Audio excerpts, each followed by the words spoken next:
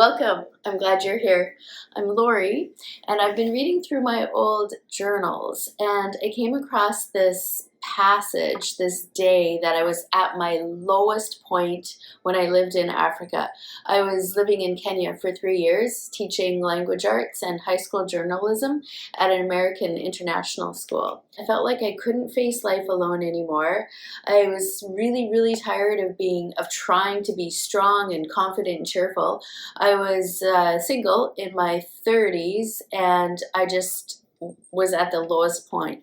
This was November 21st, and it was 9:30 at night.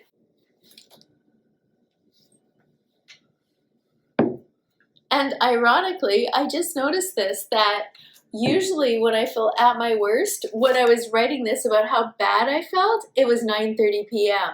And nights are when I'm at my lowest and worst points. Guess what? I was born to be wild, but only until about 9 p.m. See? What time is it? If it's at a time that you're typically at a low point, it's not necessarily your life or you. It's the time. I know now that at night is not a good time to be listening to my thoughts and feelings, or it's a good time to be writing it down, but not necessarily believing everything that you write. Just get it out and go to sleep.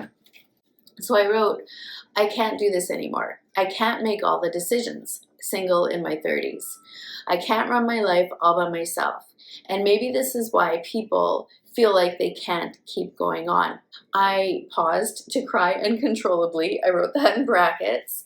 And I said, I have to be strong, cheerful, and enthusiastic all the time, and I can't do it anymore. I'm alone, I'm single, and I hate it. And on top of all that, I'm scared to death that I'm going to be alone for the rest of my life. Part of me believes that God will put me in that position because I fear it so much. Because I want to be married so bad, God will never let me get married. So I just wanted to share what I would tell myself back then. And the first thing is, I would ask myself, is it really true that you can't keep making the decisions? And why do you feel that way? And now I know I felt that way because it was 9:30 at night. I must have had the crappiest day. It was really hard for me to be in Africa. So I really felt like I was at the end of my rope. I felt like I couldn't do it anymore. But I didn't know that tomorrow, or the day after this, November 22nd, that everything would be different and I would no longer feel that way. I didn't know that this was a moment that was flowing through me, that it was gonna pass, and that maybe even later that night, probably after I fell asleep, I would feel better. That's the first thing I would tell myself, is that yes, you feel this way right now. You feel like it's true that you can't be in this position anymore, but this feeling will pass and you won't always feel this way. The second thing I would tell myself is that, is it true? Well, I guess I would ask myself, is it true that you have to be strong and cheerful and enthusiastic all the time?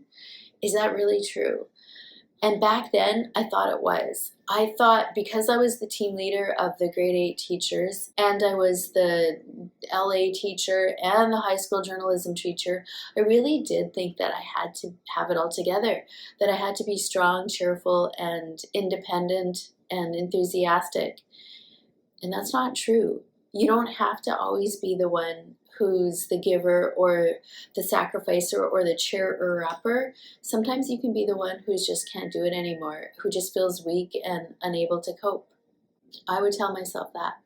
And I would let myself off the hook. I would just let myself not be what I wanted everyone to think I was. That's what I do now, and that's what I would have told my early 30s self. The third thing that I would center on when I'm looking back at my past self is the idea that I'm scared to death that I'll be alone the rest of my life. And that's a very true and real fear, especially now in the pandemic. We have to be more isolated and more socially restricted than normal, and we can't do all the things that we used to do. So it's a very valid fear. Of course, I wasn't in a pandemic isolation situation back in 2002, but I was living alone as a single woman in Africa in the middle of a 3-year contract. And there were no prospects for marriage. And I really felt like I was more isolated and lonely than any other point in my life. And yeah, it's okay to feel like you're scared and don't want to live because you don't want to be alone. I get it. And I don't even know what I would tell myself back then other than it won't be as bad as you think. If you do end up alone and single and having to make all the decisions by yourself and even forcing yourself to be the strong, enthusiastic one, it won't be as bad as you think. It will be bad for pockets of time. Maybe that pocket will be 15 minutes. Maybe the pocket of time will be a week or two where you will dip down and you will feel terrible. For me, the pockets of time were usually about a half hour before I went to sleep when I was writing in my journal at night. That's when I felt the lowest and I couldn't handle anything anymore. But it does pass. You do get through it.